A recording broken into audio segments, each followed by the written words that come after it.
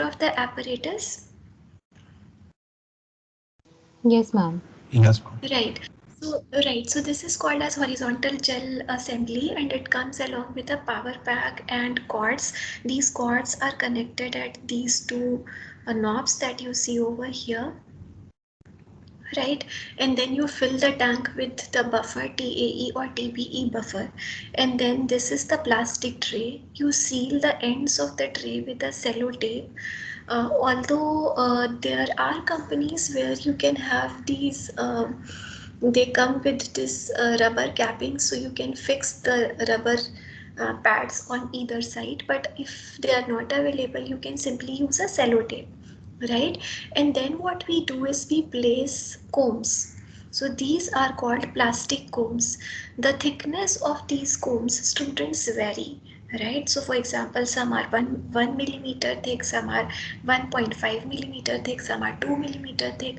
So depending upon the application, if it is only for analyzing, right, if it is only for determining whether the genomic DNA isolation or plasmid isolation is good or not, just to see the band, you can run an analytical gel.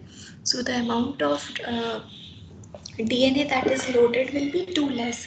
But on the other hand, if you want to elute the DNA, that means you want to separate it and then cut the band and then take the DNA out. So in this case, you need to load more sample, and for that purpose, you can use a thicker comb, right, which is like more wide. You can also join the combs, and then for example, you can join two of these wells. These are called as so the when we put this comb, what is created is wells. So I'll explain you in a second.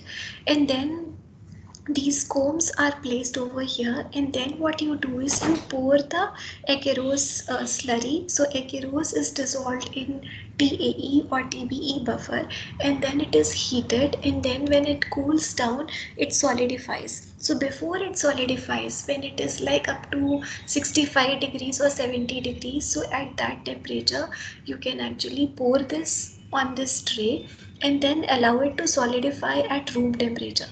So after solidifying, the gel would look like this. So when you melt it, it will look completely transparent, but when you pour it and when it solidifies, it will become like a little hazy, foggy.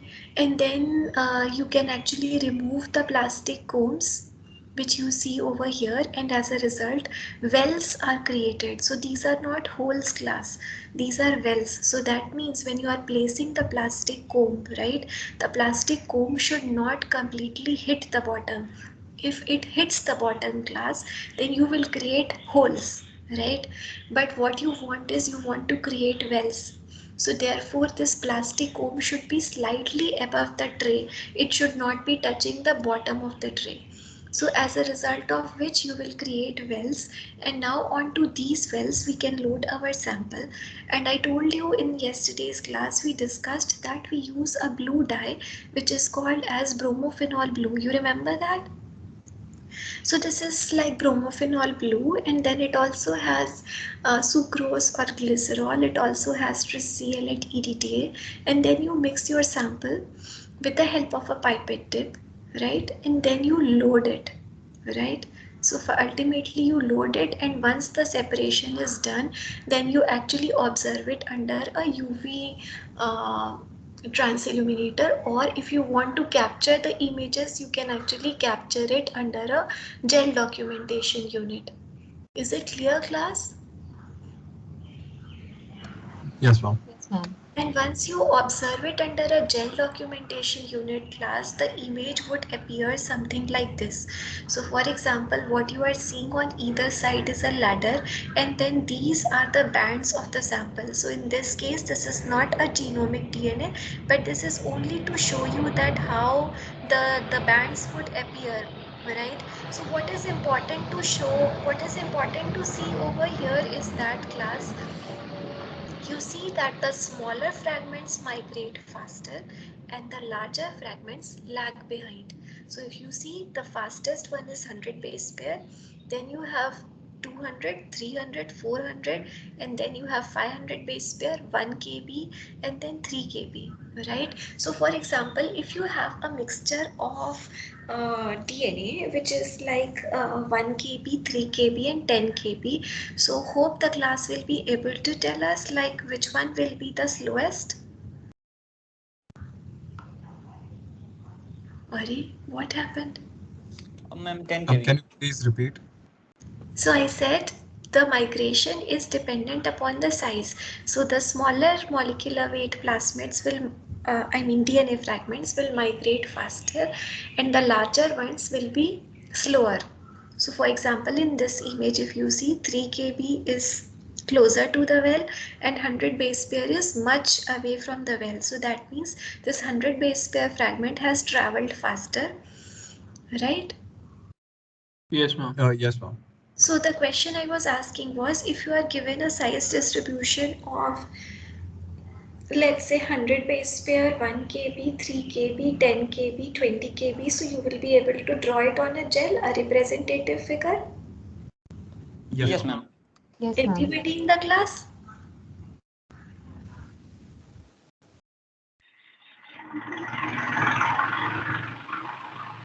Deepak, you want to say something? No, ma'am, I was saying that I'd get it. Okay, good. So then what we can plot is what is called as a Ferguson plot. So Ferguson plot is a plot of, so in this case what you plot is, you can actually calculate, you can actually determine the distance traveled by each of the band, right? So in this case, from the well you determine the distance traveled by 3 kb band, distance traveled by 1 kb, distance traveled by 500 base pair, right? So likewise you can make a plot of, on one side you mention the molecular weight, the size, and on the other side you mention the, you determine the distance traveled, and during using this plot you can actually determine the molecular weight of the unknown sample, right? So this is only to tell you that how this works. Now maybe I'll show you a quick video just to have an idea that how exactly it works.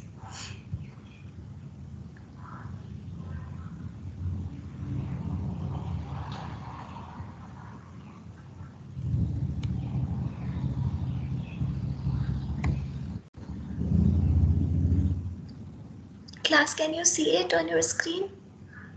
Yes, ma'am. Yes, ma'am.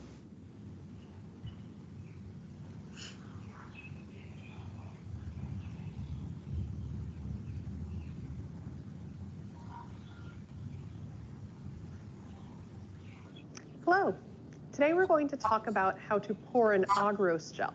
So agarose gel electrophoresis is a useful technique for observing different sized fragments of DNA. Students, can you Agarose hear the gel sound? comes from seaweed, and it is a Yes, highly Yes, ma'am. Yes, ma'am. polysaccharide or sugar that we mix with buffer, which is basically a fancy salt water. When we mix this together, we heat it up until the agarose dissolves in solution. And you can see here that when we keep it hot, we have a liquid solution of agarose. However, when the agarose cools, it will solidify and form what we call a polysaccharide matrix. This is basically like a spider web of gel molecules, of these sugar molecules, inside of our gel. That spider web allows DNA fragments of different sizes to migrate through the gel, so smaller fragments can run further through the agarose gel, while larger fragments have a harder time running through the gel matrix and stay further behind. I'm going to show you how to set up an agarose gel. This here is a casting tray. Our casting tray is where we're going to pour our agarose solution. We have to enclose the casting tray by putting these rubber stoppers on either end. If you have a different version, you may tape the ends of your casting tray, but these come with rubber stoppers. This ensures that our casting tray is fully sealed so that we can now pour our agarose solution into our gel. The reason that these casting trays do not come fully enclosed all the time is because we need to be able to run an electric current through this agarose gel to migrate and mobilize our DNA through that gel. This plastic on all 4 sides of the casting tray would prevent the electricity from running through our gel. Before we pour our agarose inside, we need to add to it a comb.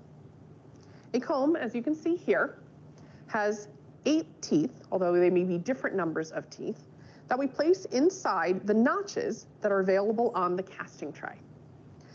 You can double comb, meaning you can place a comb in the top set of notches and the center set of notches if you don't need to run your DNA very long and you want to load more samples on here. Or as we're doing today, we can single comb the gel, where we put 1 single comb up top. Once our casting tray is set up, we can now pour our hot agarose into our casting tray. Be very careful when you're pouring because this solution is very hot, so make sure that you are handling this with something that is heat resistant. Pour the agarose solution into the casting tray until it's about halfway up the teeth of the comb. We have a line drawn here so that we know approximately how far to pour it, but if you don't have a line, you can just pour halfway up the teeth. Okay, that's good. Once you pour your agarose gel, do not move it. You want to leave it set until it's fully solidified. As soon as this starts to hit the room temperature, it's going to start to cool, and this will solidify in about 10 to 15 minutes. While that's setting, I have an agarose gel that is already set up that we can see here.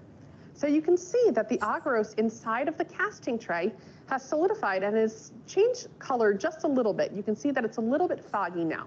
That's a pretty good indication to us that the gel is now solidified enough for us to be able to load our samples. You're going to remove the stoppers from each end, okay? And when we remove the comb from the casting tray, we should now have left behind, inside of our agarose gel, these little slits, as you can see here. These slits are called wells. The wells are almost like little buckets inside of the agarose gel where we can place our sample. So this is how where we will load our samples when we're ready to set up and run our agarose gels. So thank you for joining me today. I hope you've learned a lot, and we'll see you next time.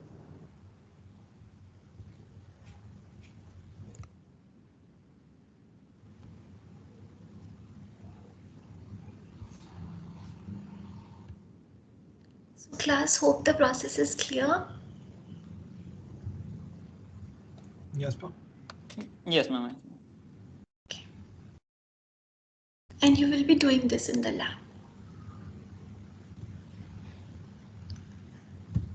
Okay, so then I hope separation by agarose gel. So can you see the slides now? Again, back to PPT. Yes, Yeah, ma'am. ma'am. Yeah. Okay, okay. And in the PPT, I have pasted the link for this video as well. So now the question is.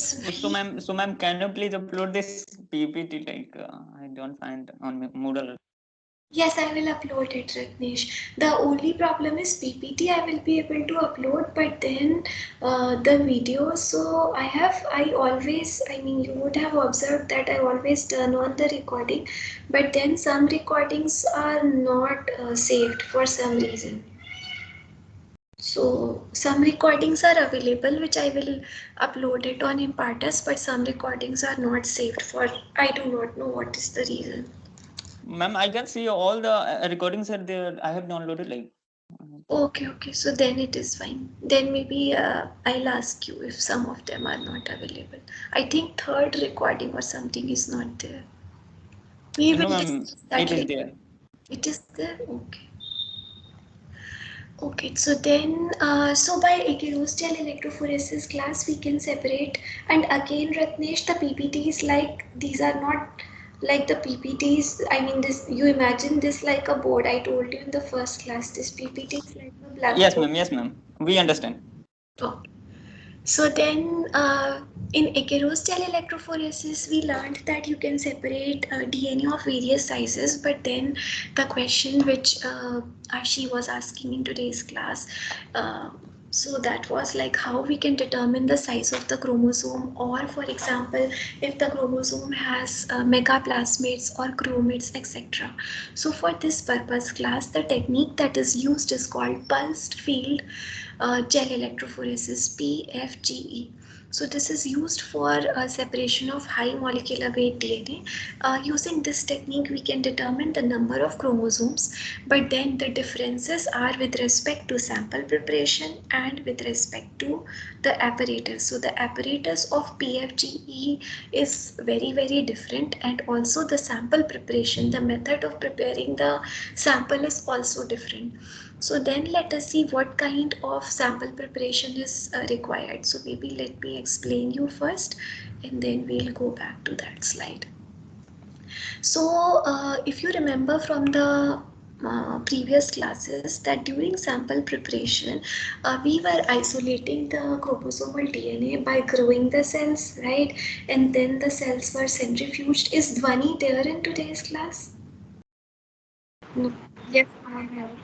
Okay, so if you remember, you were asking this question that I mean, when we are using high-speed centrifugation, are we lysing? I mean, what can happen to the DNA? Do you remember this? Yes, ma'am, I do. Right. So just to take care of. So in this case, when we do PFGE class, in PFGE, what we do is we do not perform centrifugation, right? There is no shearing, there is no cell lysis, right? We do not use pipette.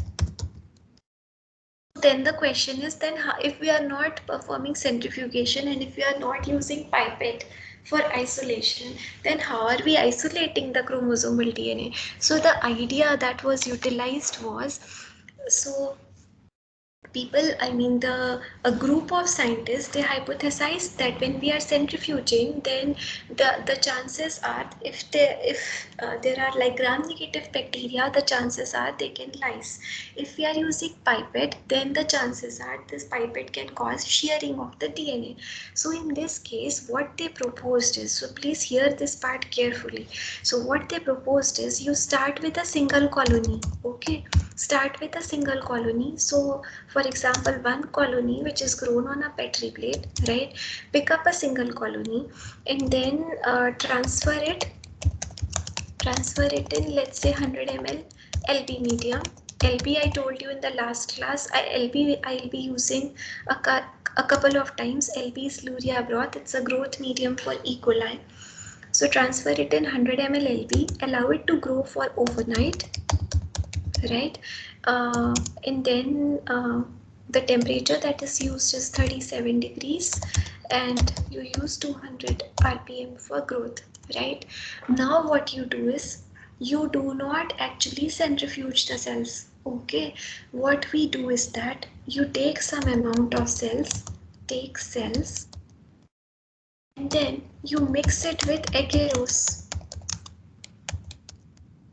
Agarose that you learned just now. What is agarose? You remember agarose is a polysaccharide, agarobiosis, which is made up of galactose and 3,6-N hydrogalactose. You remember that? So you're going to take the cells and mix them with agarose, and then you're going to pour this slurry. That is why I showed you before. So pour this slurry in a